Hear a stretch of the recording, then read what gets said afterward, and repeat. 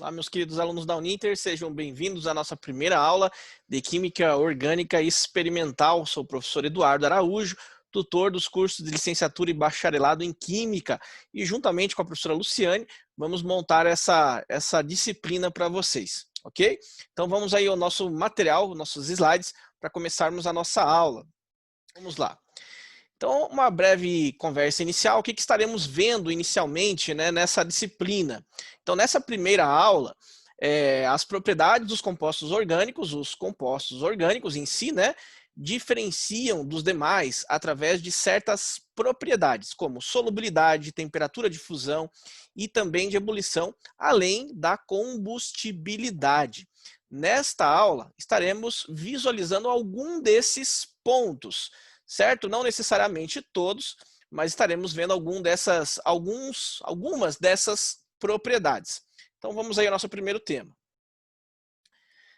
Então o primeiro tema fala sobre a propriedade física e química dos compostos orgânicos. Por exemplo, como ponto de ebulição, ponto de fusão, densidade, né? Várias dessas propriedades aí.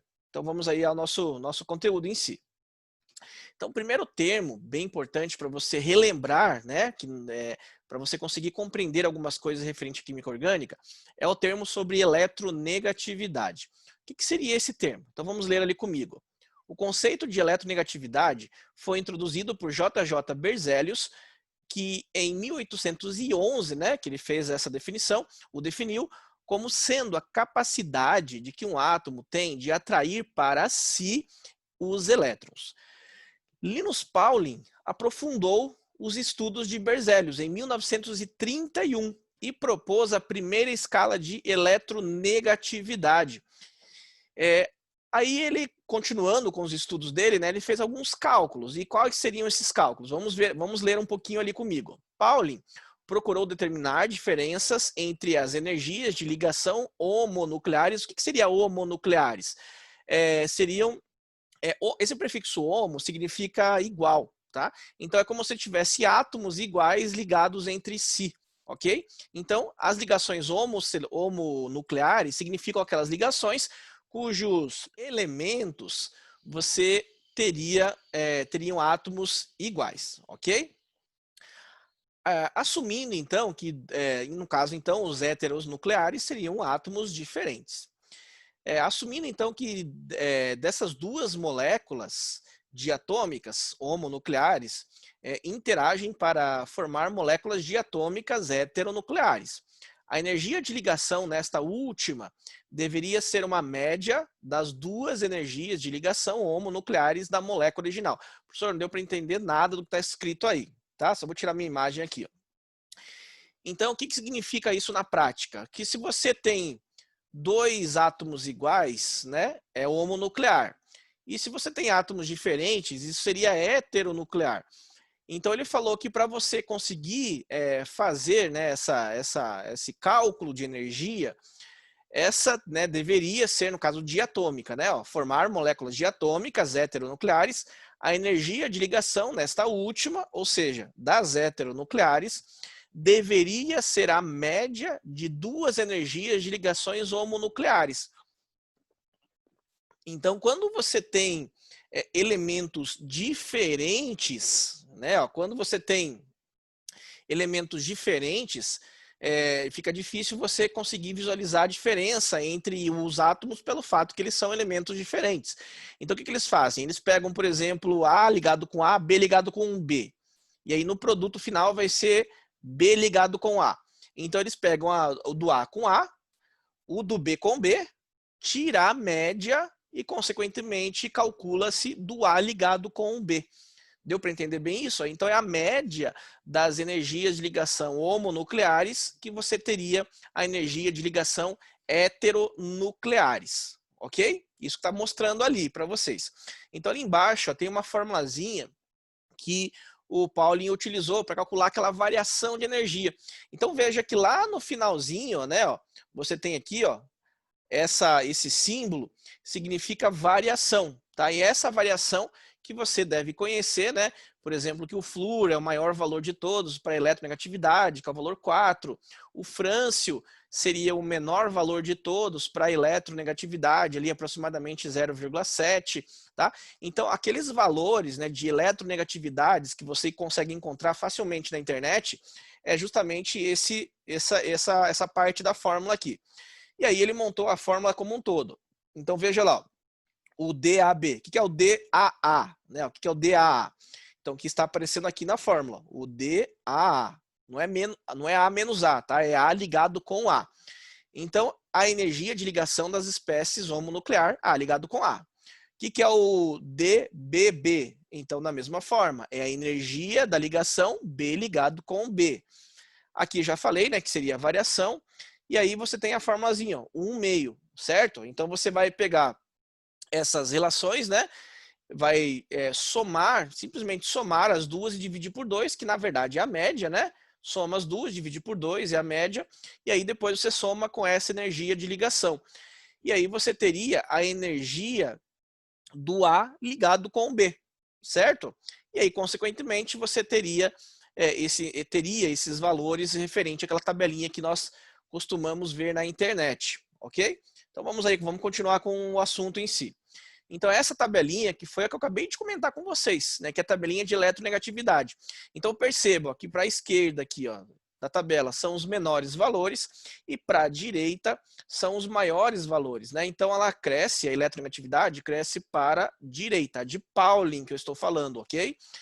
E também ela aumenta de baixo para cima os valores da eletronegatividade. Né? Se você pegar ideias de vetores, ó, vamos usar um pouco da física. Vem um vetor para a direita, um vetor para cima. Aonde estaria o vetor resultante? Tira uma linha paralela aqui, né, desse primeiro vetor, e aqui tira uma linha paralela desse segundo vetor. Então perceba, ó, que o vetor resultante ele vai estar aqui, ó, bem apontado justamente para cá, né? De uma forma simplificada, né? O que eu estou querendo dizer para vocês? Que a eletronegatividade ela aumenta nessa direção e nesse sentido. Então pode perceber que o flúor, né? O flúor aqui, ó, é o maior valor de todos, sendo 4 o valor. E nesse caso, essa tabela aqui ainda não tem a sétima linha. Ele colocou aqui o césio, né, que é o primeiro, segundo, terceiro, quarto, quinto, sexto período, ainda teria o sétimo aqui, que seria o frâncio, né? Mas pensando nessa, só para você entender a ideia, o césio aqui teria o menor valor. No caso tivesse o frâncio, ele estaria menor ainda, né? Porque se aumenta para cima, consequentemente diminui para baixo, né? Então, esses valores que eu encontro aqui, 1,6 vanádio, cromo, 1,6, né, enfim, né, tem vários outros aí, o boro, 2, o carbono, 2,5 e o flúor, que é o maior valor de todos. Perceba que para Pauling não existe valor de eletronegatividade para os gases nobres, tá? Até existem outras graduações de eletronegatividade que não seja de Pauling, que acaba considerando aqui os gases nobres. Mas para Pauling, que geralmente é essa mais utilizada, os gases nobres não entram. Então só entra somente até o grupo 17 aqui da tabela periódica, que são os halogênios, ok? Então é essa tabelinha aí. Então esses valores 2, 2,5, né, 4, 0,7, né, voltando no slide, é justamente essa variação aqui, ó, certo? Essa variação aqui. E com essa variação, consegue-se calcular a energia de ligação desses átomos, dessas moléculas, no caso, né, homocelulares, ok? É só simplesmente substituição de dados ali. Energia de ligação, você tira lá da termoquímica, né? Lembra, a energia carbono com carbono, existe uma certa energia. Cloro com cloro, existe uma outra certa energia. Então, isso é calculado lá na termoquímica, na parte de energia de ligações. Então, continuando aí, vamos falar agora um pouco sobre a primeira propriedade, né? Propriamente dita, até parece aqui as palavras, né? Propriedade propriamente dita, que seria a polaridade. Então, o que é a polaridade? Nessa imagem, você está visualizando aqui, ó, um exemplo bem simples, óleo e água. E nessa imagem está sendo mostrado as estruturas. Perceba que o óleo nada mais é, de acordo com essa imagem, é claro, né? Uma mistura de... é um hidrocarboneto, né? Então perceba aqui, ó, CH2, CH2, CH2, né? Infinitamente aqui, né? Ó. Então você tem que é o hidrocarboneto. E a água em si, ó, né? A água que está aqui, ó, H2O. Aqui você tem uma molécula de água, que tem uma outra molécula de água aqui, ó, né, ó, H2O, e assim sucessivamente, né, ó, H2O, uma outra aqui, ó. E elas estão interligadas, perceba aqui por uns pontinhos aqui, tá vendo? E esses pontinhos, nós veremos posteriormente, ele tem um nome, chama-se ligação de hidrogênio. Você pode ver que é o hidrogênio ligado com O aqui, né, ó, hidrogênio ligado com O, e assim sucessivamente. Então, a água, ela não se mistura com óleo. Por que não? Por que os dois não são miscíveis? Estaremos vendo a partir de agora isso. Então, vamos adiante. Então, a primeira parte importante é para você usar esses valores de eletronegatividade para você saber se uma molécula ela será polar ou apolar. Então, você está visualizando aí, né? Justamente aqui uma molécula de H2, tá? Então essa primeira aqui, ó, é H2. Deixa eu mudar aqui a cor da minha canetinha para você visualizar mais fácil.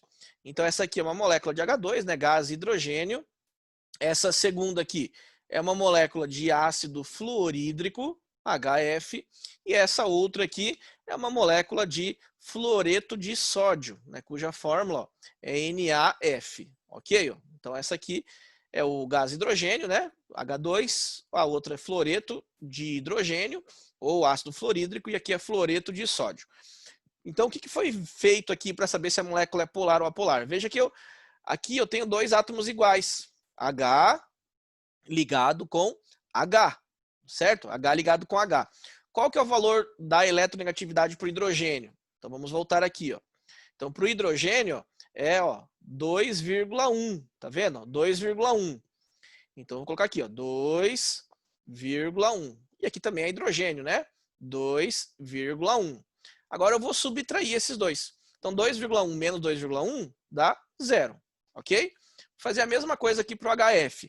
2,1 para o hidrogênio, certo? Então, aqui seria o valor do hidrogênio. E aqui seria o valor do flúor. Se você olhar a tabelinha lá, aqui é o valor do flúor. Então, simplesmente subtrair os dois. 4 menos 2,1 daria 1,9. E mesma coisa aqui, né, foi feito para o NaF. Então aqui eu peguei o maior menos o menor, tá, para dar um valor positivo. Então aqui é o valor do flúor menos o valor do sódio, né, nossa tabelinha lá, ó, que é o 0,9, certo? O valor do sódio. Então subtraindo esses dois, você vai encontrar 3,1. Professor, mas por que você está fazendo isso? Através dessa subtração, você consegue identificar o tipo de ligação e a polaridade da molécula. Então veja aqui embaixo. Se você tiver uma ligação iônica, metal com ametal, essa variação ela dará 2 para cima, 2, 2,1, 2,2, né? Então se essa variação for 2 para cima, que deveria ser um maior ou igual, tá? Só para ficar certinho aqui, ó, maior ou igual. Então 2, 2,1, 2,2, você tem uma ligação iônica. Então perceba aqui, ó, o NaF, ó, deu 3,1. Então eu sei que isso aqui é uma ligação iônica. Vamos colocar aqui, ó, iônica. Vamos abreviar, tá? Então aqui é uma ligação iônica. E por definição, toda ligação iônica, necessariamente ela a molécula dela, né? Ela é polar. Então eu sei que essa molécula ela é polar, tanto que ela é chamada de eletrovalente também, a ligação iônica. Agora, caso dê menor ou igual a 0,7, né, ó, menor ou igual a 0,7, você tem uma ligação que é do tipo covalente. Aliás, menor do que 2, a ligação já seria covalente. E a ligação covalente, ela se divide em duas, polar ou apolar, em relação à molécula, certo? Então, se a subtração for menor do que 0,7, a sua ligação covalente ela é apolar, ou seja, ela não forma polos, ela não forma cargas positivas e nem negativas, tá? Ela seria uma molécula sem cargas. E caso fique entre esse intervalo, né, um pouquinho maior que 0,7 aqui, ó, né, 0,71, por exemplo, até um pouco menor do que 2, no caso aqui, ó, perceba que deu 1,9, né? Então, um pouquinho menor do que 2, então aqui a sua ligação seria também covalente, né, porque deu menor do que 2, só que aqui seria covalente polar. Então, se for maior do que 0,7, certo? Ou menor do que 2, ficar entre esse intervalo, você teria uma ligação covalente polar. Tranquilo? Por que é importante falar sobre isso? Justamente devido ao fato que substâncias polares dissolvem substâncias polares. E substâncias apolares dissolvem substâncias apolares. Coisas iguais se dissolvem. Regra básica da química, que nós estaremos vendo adiante. Então, essa formulazinha que você está vendo aqui, ó, é uma formulazinha que nós usamos da física, né? Mas também dá para usar aqui na química, que é o F igual a KQQ ao quadrado. Aqui é o Q1, é a força da primeira substância, né? A carga da primeira substância, cujo Q é carga, e aqui é o Q2, que é a quantidade de carga da segunda substância. Vamos pensar em dois elementos, H e Cl. Então, o Q1, por exemplo, podia ser a carga do hidrogênio e o Q2 podia ser a carga do cloro, certo? Então, a quantidade de carga. Esse D é a distância entre esses elementos ligados, certo? O A ligado com o A. Qual que é a distância? Existe uma distância. Então, esse D seria a distância. E esse F seria também chamado de força coulombica, força de Coulomb. Atração ou repulsão. Quando que será a atração? Quando as cargas forem iguais. Quando que será a repulsão? Quando as cargas forem diferentes, ok? Então, aqui então eu mostro para vocês ó, a carga 1, a carga 2, né? E a distância entre essas duas cargas aí, sendo chamada de D. Então, vamos ao próximo slide. Então, veja um exemplo ali, ó, de um cálculozinho que pode ser, que cai nas suas provas. Então, calcule a energia de rede, né? A energia de rede é como se fosse uma energia que mantém os átomos de uma forma ligada, tá? De uma forma simplificada seria isso. Energia de rede da ligação. Então, a energia que mantém os átomos ligados. De uma forma bem simplificada seria isso. Então, calcule a energia de rede da ligação entre Li, lítio mais, e F menos. Aqui vai ser atração ou repulsão? Lítio é positivo, o flúor é negativo, atração, certo? Sabendo que os raios desses dois íons são respectivamente 0,76 angstroms, faltou a bolinha aqui, ó, e 1,33 angstroms, ok? Que é a medida de distância aí, bem pequena, né?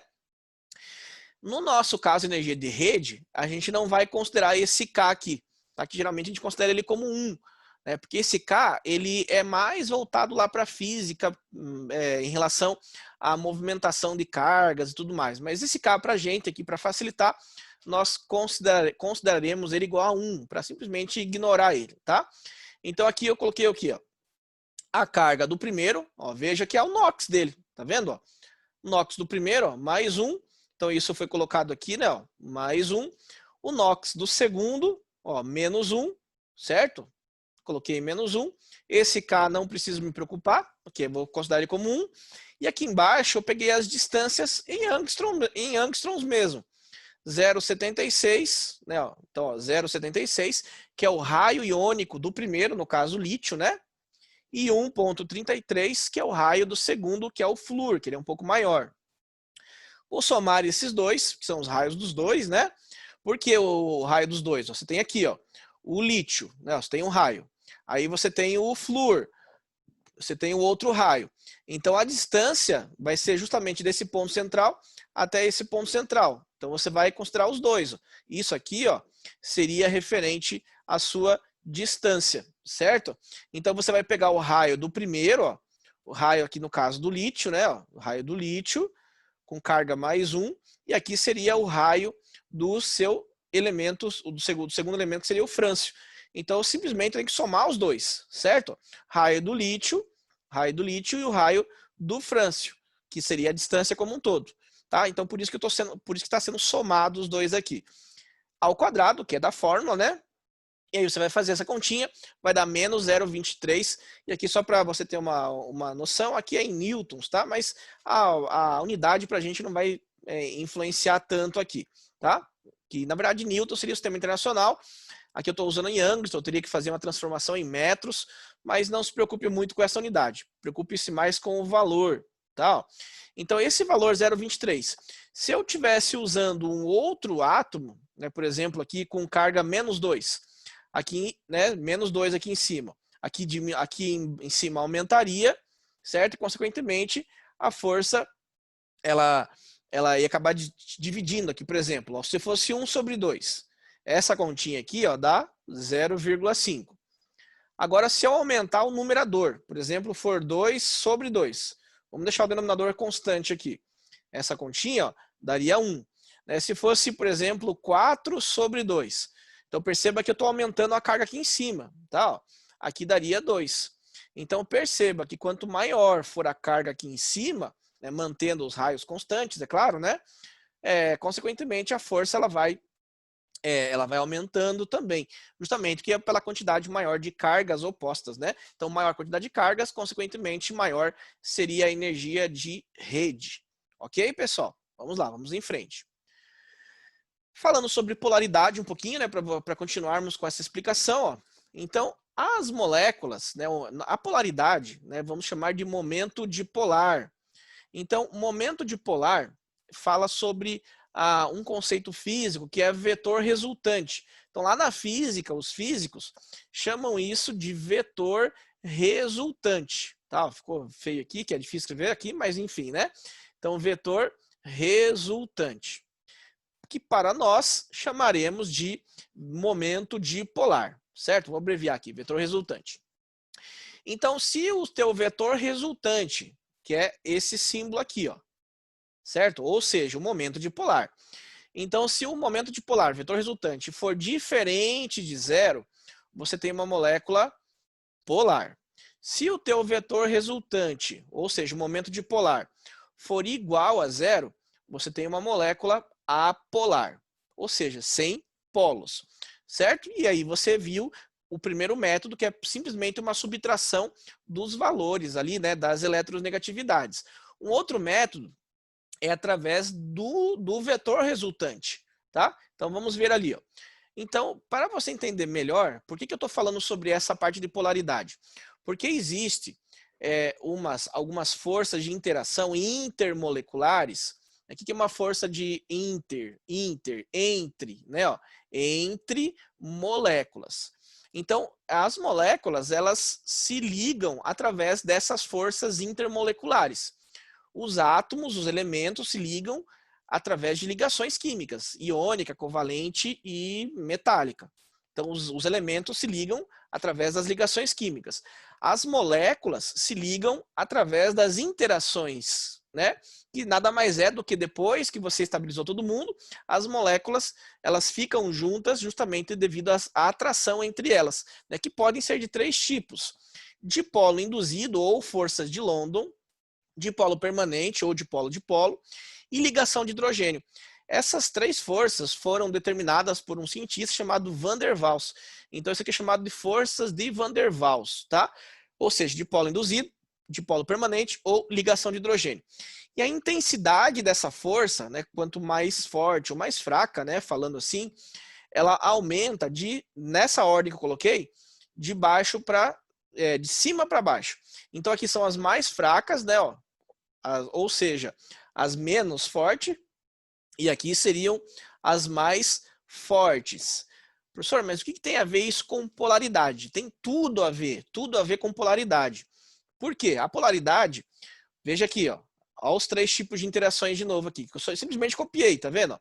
Dipolo induzido, força de London, dipolo permanente ou dipolo-dipolo, e ligação de hidrogênio. Então veja, eu copiei aqui, ó. Quando a sua molécula for apolar, você sabe que é a única que faz esse tipo de interação, que é o dipolo induzido ou força de London. Agora, quando a sua molécula for polar, ela pode ser essas duas aqui, ó. Ela pode ser dipolo permanente ou dipolo-dipolo ou ligação de hidrogênio. fica mais fácil você fazer por exclusão. O que é a ligação de hidrogênio? É o hidrogênio, o próprio nome já aparece, ó, hidrogênio, que é o H. Ligado, ó, ligação de hidrogênio, ligado, hidrogênio ligado. Ligado com quem? Ou com o elemento flúor, ou oxigênio, ou nitrogênio. O que esses elementos têm que é importante você saber? Que eles são os 3 elementos mais eletronegativos que existem na tabela periódica. Tá? Se você voltar naquele slide anterior ali da eletronegatividade, você vai perceber que o flúor, o oxigênio e o nitrogênio são os 3 principais, né? Os 3 principais elementos em relação à eletronegatividade. Tá? E sempre quando fizer essas duas, é ligação polar. E aí, se tiver o H com F, H com O, H com N, a ligação é do tipo ligação de hidrogênio. Um exemplo disso é a água. Então, a água, você representa assim, ó, HO ligado com H. Isso aqui seria a molécula água, certo? Por que a água não pode ser assim? Ó? Vamos usar a água como exemplo. Muita gente coloca a água assim, ó, a estrutura da água desse jeito. Aí vamos mostrar que isso aqui é errado, né? Se eu fizer uma geometria linear. Vamos pegar essa ligação e transformar em vetor. Então, vamos transformar num vetor aqui. Ó. O elemento central, vou fazer uma bolinha aqui para representar ele. Ó. E aí eu vou pegar essa outra ligação e transformar num vetor aqui também. Certo? Ficou meio tortinho, mas aqui. Ó. Agora ficou mais bonitinho. Agora, o que eu preciso para ter um vetor? Módulo, que é o tamanho da seta. Né, ó, veja que aqui tá, para a esquerda está o hidrogênio, para a direita está o hidrogênio. Então, os módulos, né, o tamanho das ligações serão iguais, certo? Precisa de direção. O que é a direção? É a inclinação da reta. Pode ser horizontal, diagonal ou vertical. São só essas 3. Nesse caso, estou colocando tudo assim, ó, tudo horizontal. Então, a mesma direção. Só que agora, quando eu vou transformar em vetor, eu preciso do sentido. Para onde que essa seta estará apontando? E no nosso caso, ela estará apontando para o mais eletronegativo. Então veja, o F é o mais eletronegativo e o O é o segundo mais eletronegativo. Então aqui esse primeiro vetor ó, vai estar apontando para o O, que essa bolinha aqui está representando o O. E essa ligação também estará apontando para o O. Então ó, vamos fazer mais bonitinho aqui. Ó. Você vai ter um vetor aqui para a direita e um vetor apontado para a sua esquerda.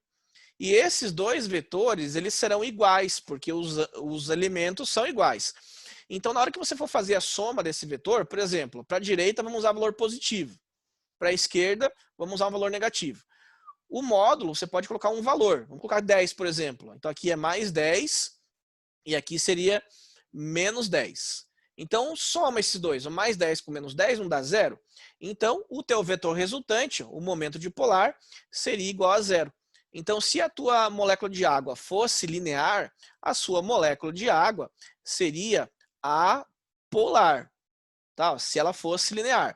Só que ela não é linear. Vamos mostrar isso. Ó. A molécula de água eu tenho que representar desse jeito, ó, no formato da geometria angular. A água é desse jeito. Eu não posso colocar uma linha aqui, né? Então, por quê? Por que é angular? Porque você vai ter 3 elementos e no elemento central aqui vai sobrar um par de elétrons. Caso você não entenda isso que eu estou falando de geometria, é bom você estudar a teoria da repulsão eletrônica, tá? Deixa uma dica para você já. Se você não sabe a parte da geometria, linear, angular, tetraédrica, octaédrica, estude a parte da teoria das repulsões eletrônicas relacionados à geometria molecular, que aí você vai entender um pouquinho melhor, tá? Então, precisa ser desse jeito. Vamos transformar em vetores aqui, ó. Vamos fazer um pontinho central, representando o elemento central, que é o oxigênio. Agora aqui, ó, vou fazer um vetor para cá, que seria essa ligação aqui, certo? E um vetor para cá, que seria essa ligação aqui. Apontado para essa ligação, apontado para o oxigênio, que é o mais eletronegativo. Então, eu vou apontar para cá, ó. E essa ligação apontado para o mais eletronegativo, ou seja, o oxigênio. Tá aqui, ó. Então, vamos fazer mais bonitinho. Então, você tem um vetor aqui, certo? E agora, um outro vetor aqui, ó. Agora, esses dois aqui, eles estão formando um bico. Então, o que você tem que fazer? Regra do paralelogramo, lá da física. Desse primeiro vetor, você tira um paralelo desse segundo. Vamos chamar aqui de vetor A e aqui vetor B. Então, do vetor A, tiro uma linha paralela do B, certo? Eu tirei uma linha paralela do B. Do meu vetor B, tiro uma linha paralela do A. E aí, nesse ponto que se cruza, vai sair justamente o vetor resultante apontado para esse ponto aqui, ó, que eles estão chegando. Então, aqui ó, seria o teu vetor resultante. E o teu vetor resultante, como você tem, ele é diferente de zero. E o vetor resultante diferente de zero, ou seja, o momento dipolar diferente de zero, vai mostrar que a sua molécula de água, que realmente é o que está acontecendo, ela é polar, certo? Então, a água, ela é polar. Então, ela é um solvente que só vai dissolver coisas polares também. Semelhante, dissolve, semelhante, tá? Então, a água é polar. No nosso caso, vamos voltar alguns slides aqui, ó, que legal. Quanta coisa já vimos. Então, eu sei que a água, ela é polar. Então, vamos escrever aqui embaixo. Então, a sua água é polar. Então, no nosso caso, o óleo aí ó, está sendo misturado com a água? Ou seja, o óleo é miscível com a água? Não, não é. Dá para você ver a interface aqui ó, de separação. Então, eu sei que o óleo, no caso aqui, esses hidrocarbonetos, né, que é carbono e hidrogênio, eles são apolares. Ou seja, ambos não se misturam devido à polaridade de ambos serem diferentes. Ok? Então, por isso que é importante você saber esses conceitos aí de polaridade e também da geometria, né? Relacionado a isso. Ok? Então vamos lá, vamos continuar. Outra forma de você ver o momento dipolar é fazendo o cálculo. Então, ó, vimos por simplesmente uma subtração, certo? Usando a tabelinha de eletronegatividade. Também vimos pelo vetor, ou também dá para você fazer uma continha, um cálculo do momento dipolar. Então, vamos ver um exemplo aqui, ó. Então, as atrações do tipo dipolo-dipolo, por exemplo, que você já sabe o que significa, aumentam em magnitude à medida que o momento dipolar, o momento dipolo, que eu chamei aqui de D, né, no caso, no slide anterior, estava chamando dessa letrinha grega, da molécula aumenta.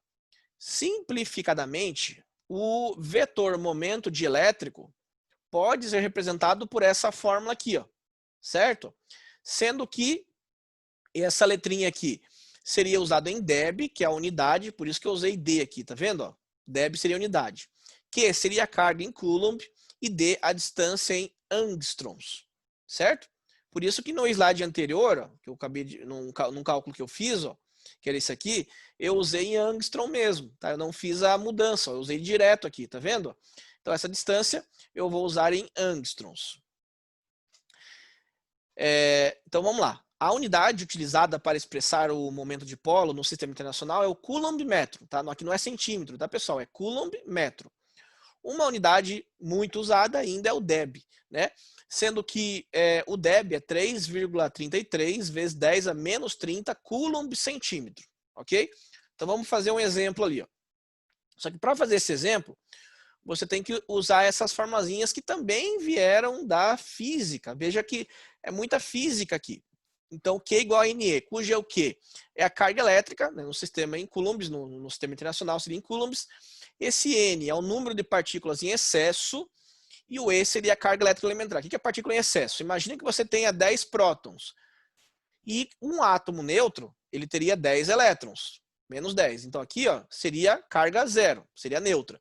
O número de prótons e o número de elétrons é exatamente igual. Isso é para os átomos que estão na tabela periódica. Agora, o número de prótons, dificilmente ele muda, né? A não ser que seja um elemento radioativo. Vamos manter aqui, ó, 10. Agora, vamos mudar a quantidade de elétron. Vamos colocar um elétron a menos, ou seja, 9 somente. Então, o que estaria aqui sobrando? Estaria sobrando ó, um próton, ou seja, uma carga positiva, certo? Então, esse número de partículas em excesso é simplesmente fazendo essa conta. Agora, vamos imaginar assim, ó, eu vou deixar aqui o 9, o elétron, e vou agora mudar o número de prótons. Então, agora eu vou colocar aqui, por exemplo, ou melhor ainda, eu vou manter o número de prótons, 10, e vou agora colocar 19 elétrons. Então, aqui você vai ter ó, menos 9, certo? Aí, consequentemente, você teria uma quantidade de elétrons sobrando, aqui com carga negativa, né? Elétrons sobrando.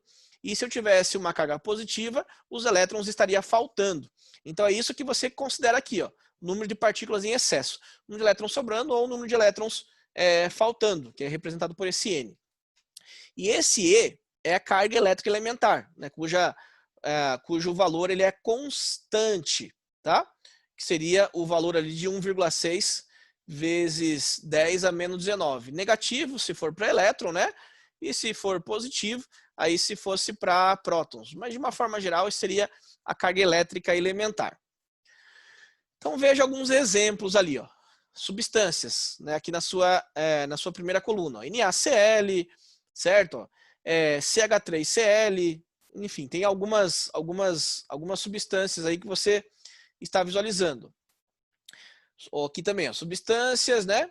Então, veja o NaCl, o Deb, né? O momento dipolar, 9. CH3Cl, 1,87. Por que caiu tanto? Porque o NaCl é uma ligação iônica, metal com ametal. E as ligações iônicas, elas têm um maior valor do momento dipolar, ou seja, do Deb aqui, né? Ó, perceba, 9. Agora, o CH3Cl é uma ligação covalente.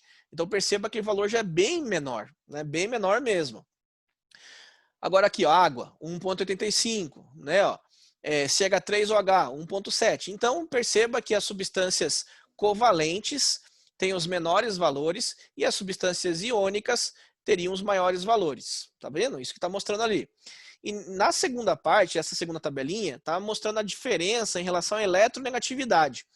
Então, veja o cloro e o bromo, que aqui o hidrogênio permaneceu igual, né?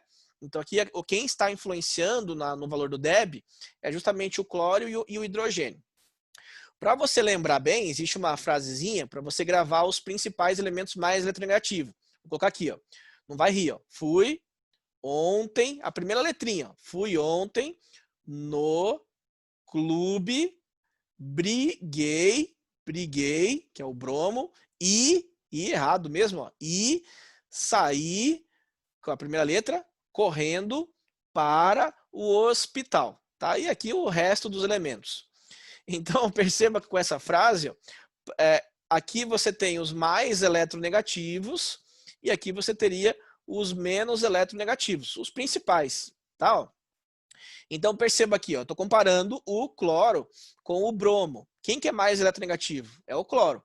Então, o mais eletronegativo, ó, perceba que ele fez o que com o valor do momento dipolar? Ele aumentou, 1,08. E quando diminui a eletronegatividade? O momento dipolar diminui. E vai diminuindo, diminuindo, até chegar a zero, que a molécula seria apolar. Certo? Mas como que faz para calcular esse Deb? Vamos ver.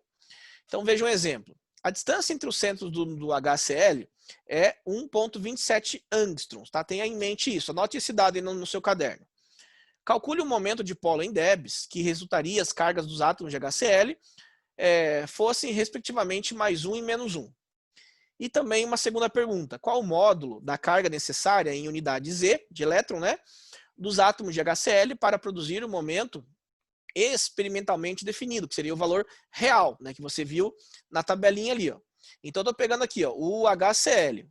Então, vamos ter em mente isso. O HCl, ó, isso aqui seria o valor da tabela, 1,08. Anote esse valor aí. Então, vamos fazer os nossos cálculos. Vai aparecer no próximo slide. Então, respondendo o item A primeiro.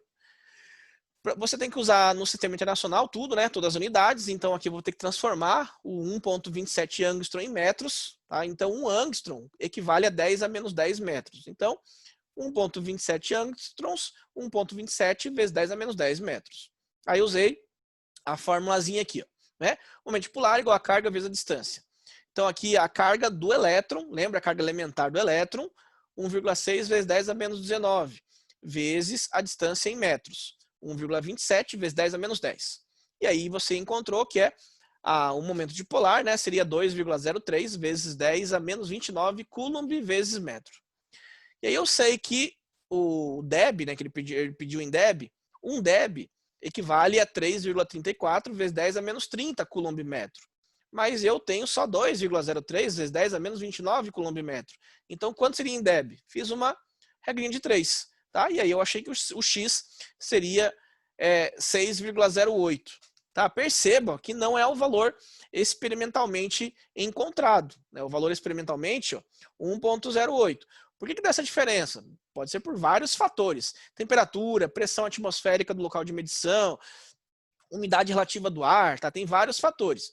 Esse seria um valor calculado, tá? O valor esperado, né, seria aquele 1.0,8.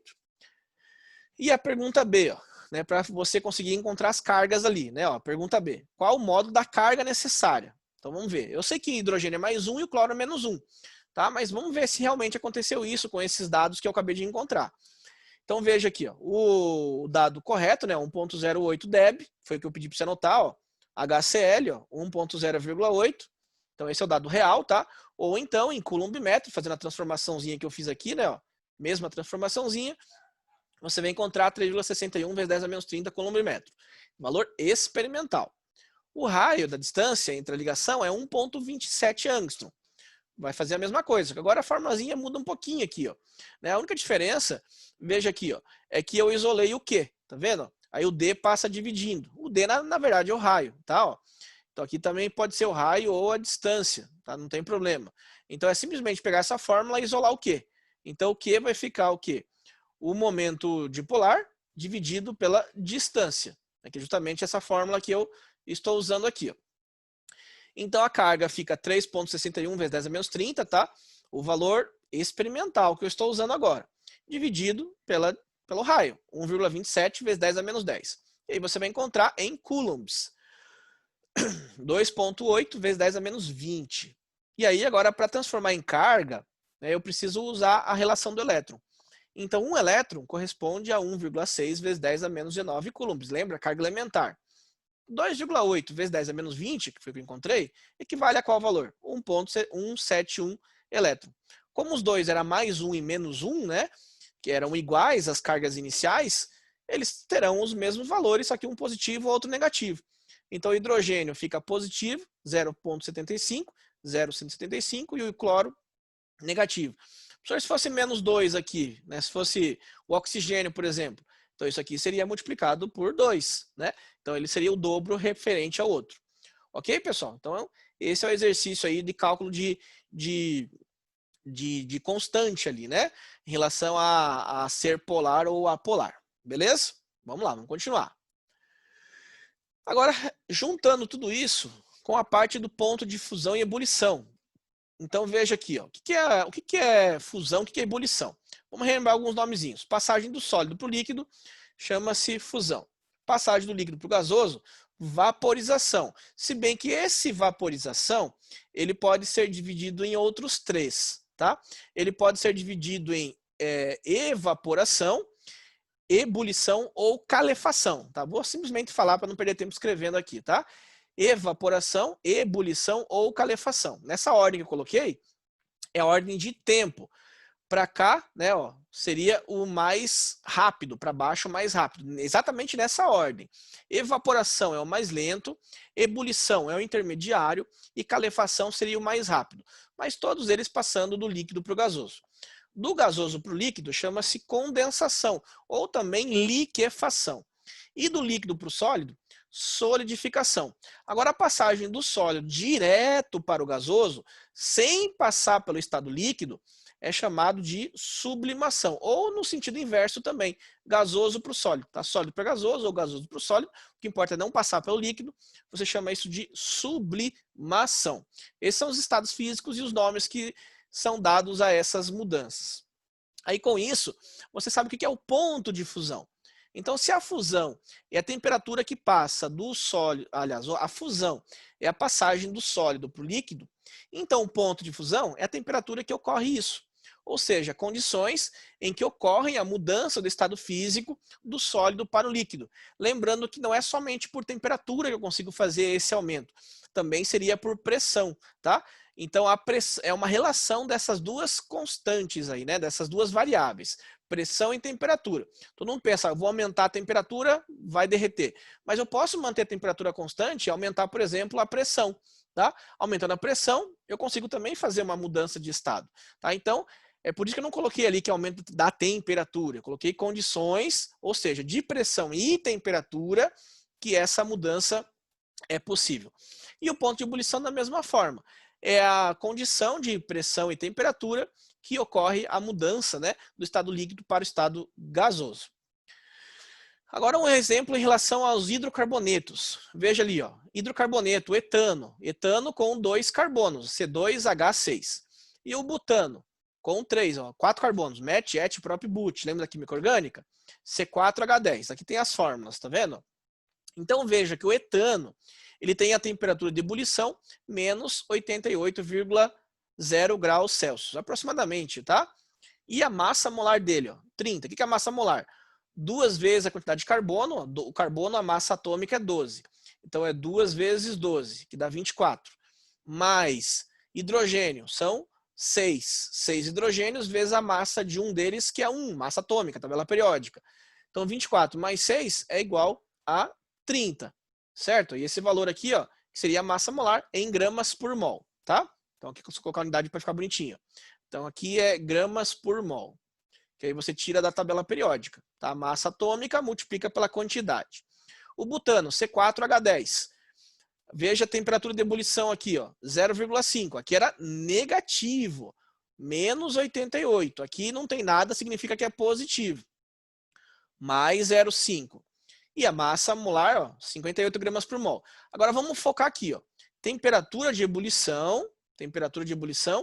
O que aconteceu do etano para o butano?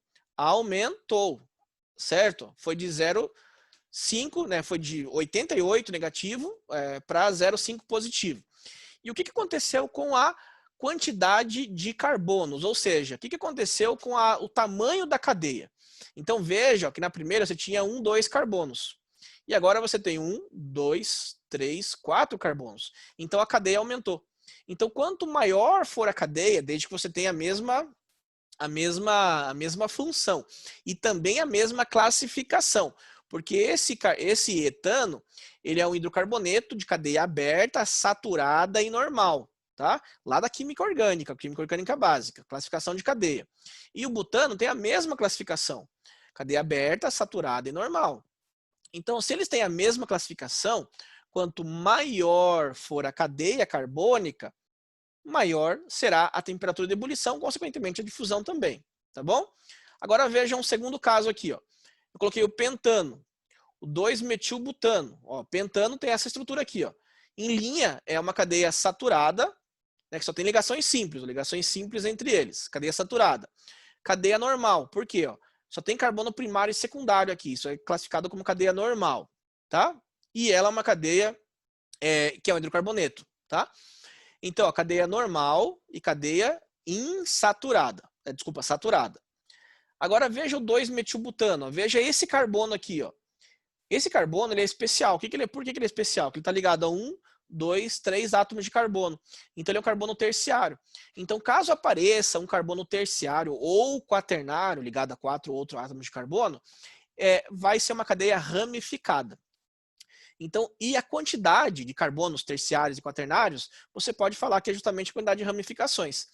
Então, você tem um carbono aqui, ó, que é terciário. Então, perceba que bem a ele, ó, está ligado ao CH3, que é a ramificação. Aí você tem a cadeia principal, lá da química orgânica básica, né? Ó, essa é a cadeia principal, e tem uma única ramificação. Beleza? Tá para fora da cadeia principal. Agora o neopentano, nome usual aqui, tá? Então aqui, ó, você tem a cadeia principal, certo? A cadeia principal é aquela que tem maior quantidade de carbonos, tá? Enfim, tem algumas regrinhas lá para você identificar a cadeia principal, que você vê lá na parte da química orgânica básica. E agora você tem novamente o carbono aqui, ó, que é especial, tá ligado a 1, 2, 3, 4 carbonos. Então ele é carbono quaternário. Então ele vai ter aqui, ó, uma ramificação ligado a ele, 2 ramificações ligado a ele. Então percebam, esse primeiro tinha 0 ramificações.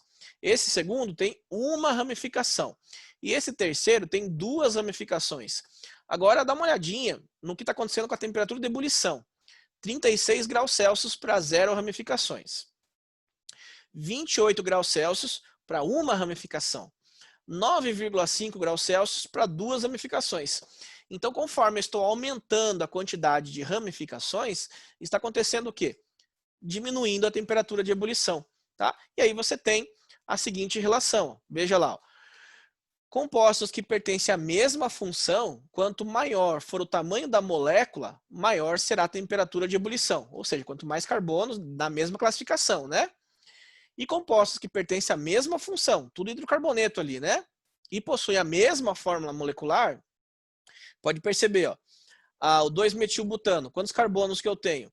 Eu tenho 1, 2, 3, 4, 5, C5. Quantos hidrogênios que eu tenho? Eu vou ter, ó, como é tudo cadeia saturada, o número de hidrogênios é o dobro mais 2. Então 2 vezes 5, 10, mais 2, 12. O neopentano, quantos carbonos que eu tenho? 1, 2, 3, 4, 5. Como é uma cadeia saturada, o número de hidrogênios é o dobro mais 2. Isso é chamado de alcano, né? Ou seja, 12 também. E esse pentano, 5 carbonos. Como é uma cadeia saturada, só tem ligações simples, o número de hidrogênios é o dobro mais 2, ou seja, 12 também. Então perceba que todos eles têm a mesma fórmula molecular, exatamente a mesma fórmula molecular, só que a quantidade de ramificações está alterando. Tá? Então, quando acontecer isso, tendo a mesma fórmula molecular e a quantidade, quanto maior for a quantidade de radicais, menor seria a temperatura de ebulição e fusão também, ok? Então é isso que você acabou de ler aí comigo. Continuando, ó. Temperatura de ebulição, então, quando não tiver o hidrocarboneto, tiver funções diferenciadas, quando tiver aldeído, né, cetonas, aletos orgânicos, né, que tem halogênios, eles possuem um ponto de ebulição mais elevado. Por quê? Porque eles farão um outro tipo de interação intermolecular. Vou tirar aqui, ó, a minha imagem aqui para você visualizar bem. Então, as temperaturas de ebulição de compostos apolares são menores do que os compostos polares. Esses aldeídos, cetonas, aletos orgânicos, eles são polares, todos eles são polares, tá? Porque eles têm a presença de um elemento eletronegativo, que nem o aldeído. O que era o aldeído? Lembra lá dele? Era o C, carbonila, né? O C dupla O, ligado a hidrogênio. Então, essa parte já é o suficiente para tornar polar o grupo carbonila. Tem o oxigênio aqui, ó, já se torna polar. A cetona é a carbonila, veja aqui, ó, C dupla O, ligado a pelo menos um carbono, radicais. Tá, ligado um radical para esse lado e um radical para esse, que são carbonos. Então, de novo, ó, o grupo carbonila aqui, ó, é polar. Aleto orgânico, o que é um aleto? Halogênio. Como é que eu representava os halogênios de uma forma geral? X. Flúor, cloro, bromo ou iodo, né? Ou basicamente os três primeiros. E o orgânico? Carbono. Então, carbono ligado com aleto, você vai ter também uma molécula polar. Então, ou seja, você teria aqui as dipolo-dipolo, né? O tipo de interação dipolo-dipolo. Pode perceber que nenhum deles tem H ligado com O aí, né? Ou H ligado com F, com O ou com N. Então, se não tem o H ligado com F, com O ou com N, você tem a dipolo-dipolo, que é polar, certo? Sendo polar, você teria um ponto de ebulição maior do que uma substância que é apolar, ok?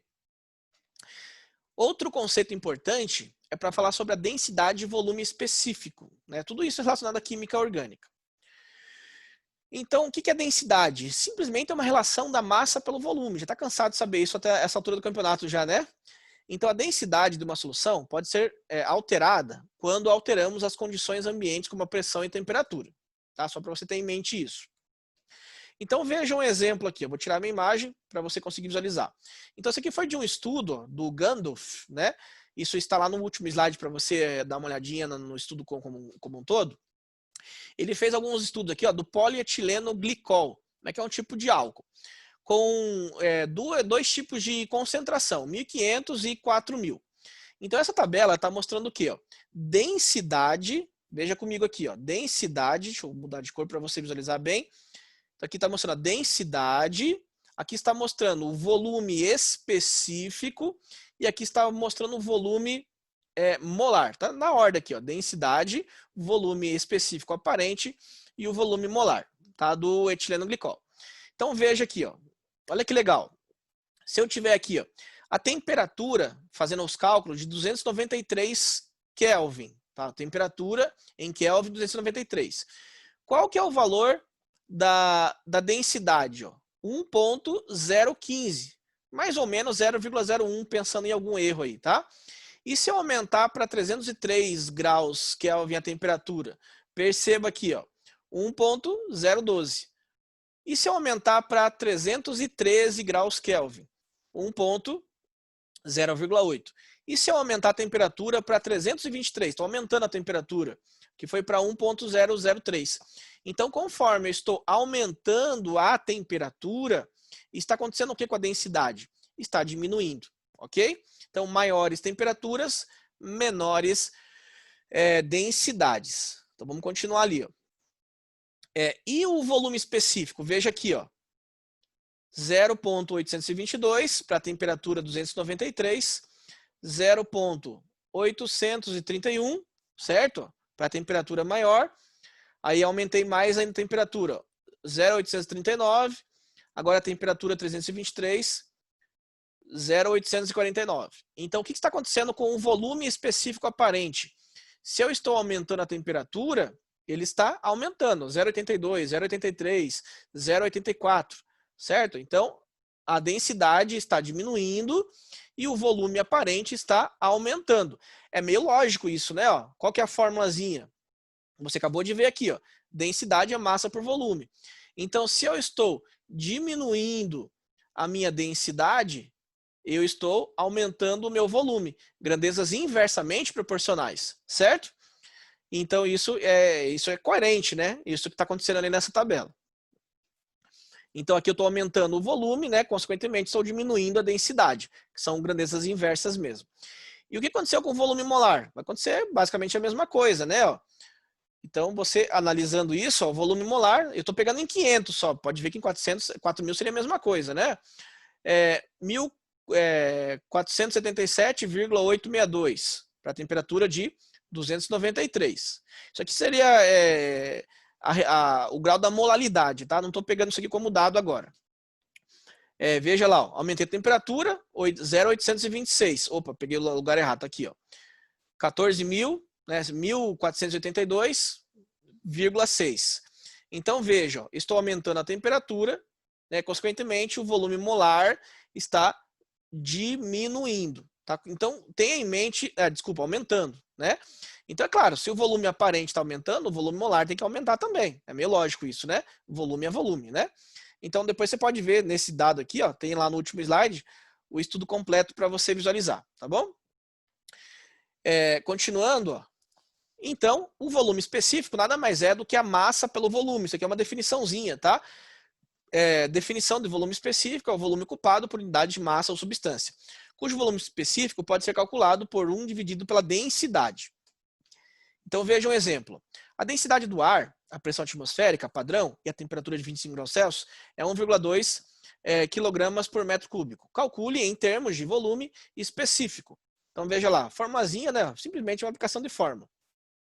Então, 1 dividido pela sua densidade, você vai encontrar o teu volume específico, que é o 0,833 metros cúbicos por quilograma. No caso, os dados que eu tenho aí. Bem fácil, né? Exemplo 2. Um tanque de 2 metros cúbicos de volume interno contém 1.000 kg de uma mistura de líquido e vapor de uma substância com título 25%. Calcular o volume específico da mistura, Vx, e a massa de vapor do líquido e o volume de vapor de líquido e também o volume específico do vapor e do líquido. Quantas perguntas, né? Dado o volume do vapor é 95 o volume total. Então, tenho 5% de líquido e 95% de vapor, pensando no volume como um todo ali. Simplesmente dá para você ver visualmente isso, né? Então, os cálculos, veja ali, ó. Só vou mostrando para vocês, depois você pode olhar com mais calma. Cálculo do volume específico da mistura. Então, o volume específico da mistura vai ser o volume total dividido pela massa. Veja o dado aqui, ó. Um tanque de 2 metros cúbicos de volume interno. Esse seria o volume total. Então, 2. Dividido pelo M. O que é o M? Veja aqui, ó. Opa, deixa eu voltar aqui, ó. O que é o M? A massa aqui, ó, 100 kg, certo? Então, dividir deu 0,02 metros cúbicos por quilograma. Calculando o volume do líquido somente. Então, o volume de vapor vai ser igual a 0,95 o volume, no caso do volume total, que você terá, né? No caso, o volume do líquido em si. Então, aqui vai ficar 0,95. Da onde que vem esse 0,95? É isso aqui, ó, o volume do vapor, ó, 95%. Então, 0,95. vezes o volume total, que é 2, tá vendo? Simplesmente uma porcentagem. Fiquei com 1,9 metros cúbicos de vapor, certo? Esse é o volume do vapor. E o volume do líquido? Simplesmente você subtrai os dois. Você não sabe que o total é 2 e o seu vapor é 1,9? Então, quanto que sobrou para o líquido? 0,1 metros cúbicos, certo? Simplesmente subtrai os dois. Ou podia fazer a forma de novo, né? 0,05, que é a porcentagem dele, vezes o 2. Tá? Então, eu tirar 0,05 aqui, que é 5%, né? Vezes 0,2, você vai chegar nesse mesmo valor aqui. Calcule a massa do vapor de líquido. Qual que é a massa de líquido que eu tenho? Então, aí você vai usar aqui, ó. Esse X, que é como se fosse uma fração molar, vai ser igual a massa do volume dividido pela massa total. Então, na verdade, aqui é como se fosse um título, tá? Massa por massa, isso é um título. Então, ó, vou fazer o quê? Vou passar a massa do total multiplicando aqui, ó. E eu teria a massa de vapor. Então, a massa de vapor vai ser 100, que é a massa total, vezes a fração molar, né? No caso ali, a fração molar que eu tinha, certo? Que é 25. Então, aqui eu tenho, né? 25 quilogramas. Beleza? Só vamos voltando nos dados. Por que 25? Ó, título de 25%. Beleza? Líquido e vapor com uma substância de título 25%. Beleza? Então, esse é o título, que seria esse X aqui que eu coloquei. Então, a massa, né? 25 quilogramas. E aí você sabe, né, que a massa total tem que ser 100 quilogramas, subtrai. Então, a massa total é a massa do líquido mais a massa do vapor. Massa total, 100. Massa do líquido, não sei. Massa do vapor, acabei de encontrar aqui, 25. E a massa, então, do líquido seria 75 quilogramas. Beleza? Consegui achar massa, volume do líquido, do vapor, tudo através dessas formulazinhas aí. Cálculo do volume específico do vapor. Né? Então, o volume específico vai ser vezes o L, né? Volume específico do líquido, é igual ao volume do líquido dividido pela massa do líquido, que é volume pela massa. Foi o que eu acabei de comentar para vocês agora há pouco, né? Ó, que é isso aqui, ó. Volume específico, né? É 1 sobre a densidade ou volume sobre massa, tá? Então, no caso aqui, ó, estou usando essa fórmula aqui. Porque eu tenho o volume que foi calculado, tenho a massa que foi calculado, divide os dois. Então, foi isso que eu fiz aqui. Ó. Peguei a massa, o volume pela massa e dividindo, né? Ó. Então, aqui do líquido é 0,013 e fazendo a mesma conta para o vapor, volume pela massa, 0,076 metros cúbicos por quilograma, ok? Volume específico de cada um deles aí. E aí, pessoal, finalizamos a nossa aula. Como eu disse, a referência, né? Ó, essa aqui, eu aconselho você dar uma olhadinha nessa referência, tá? Para que você consiga aprofundar um pouquinho mais nos seus estudos.